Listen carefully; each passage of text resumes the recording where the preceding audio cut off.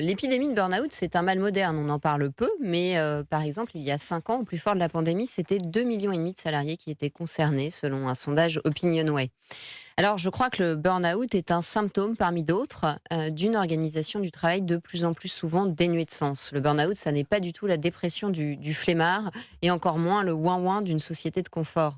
Lorsqu'il s'agit bel et bien de burn-out, et on en a longuement parlé jeudi dernier avec notre avocat Sébastien Legon, ce qui surgit est toujours une question existentielle. C'est la question du sens du travail. La possibilité de s'inscrire dans le corps social par le travail en se sentant utile est engloutie dans le burn-out. Prolifération de bullshit jobs, procédures chronophages, bureaucratisation à l'excès de métiers d'abord et avant tout humains ou créatifs. Si on prend par exemple l'hôpital, l'administratif entrave les vocations.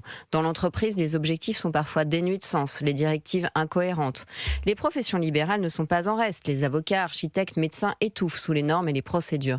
Tout ceci détourne les forces vitales sans avoir la gratification de se sentir efficient, et c'est ce manque de sens et de reconnaissance qui est au cœur du burn-out.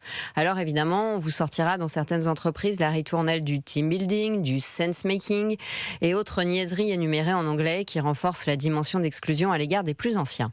Le bullshit managérial, comme j'aime l'appeler, qui a envahi depuis les années 90 certaines entreprises, vous conduira à répondre à vos mails à 22h47 le samedi soir.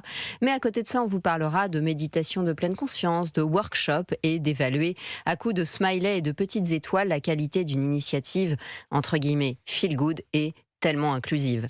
Résultat, des emplois qu'on subit ou qu'on porte à bout de bras, comme me le racontaient des patients, médecins spécialistes de maladies rares ou psychologues du travail dans une grosse entreprise où harcèlement, humiliation et mise à l'écart des plus compétents au profit des plus stratèges allaient bon train. Alors si je ne pense pas, chers auditeurs d'Europe 1, que le travail ait pour but de nous rendre heureux, il va de soi néanmoins que chez l'être humain, trop d'absurdités abîment et que l'activité qui nous fait vivre dépasse, même si on ne se l'avoue pas, le strict besoin alimentaire. Voilà, des objectifs parfois dénués de sens, des directives incohérentes et puis effectivement, je reprends votre expression, ce bullshit managérial dont on va parler tout en anglais, parfois C'est incompréhensible. très énervant, en plus ça exclut. Ben oui, évidemment.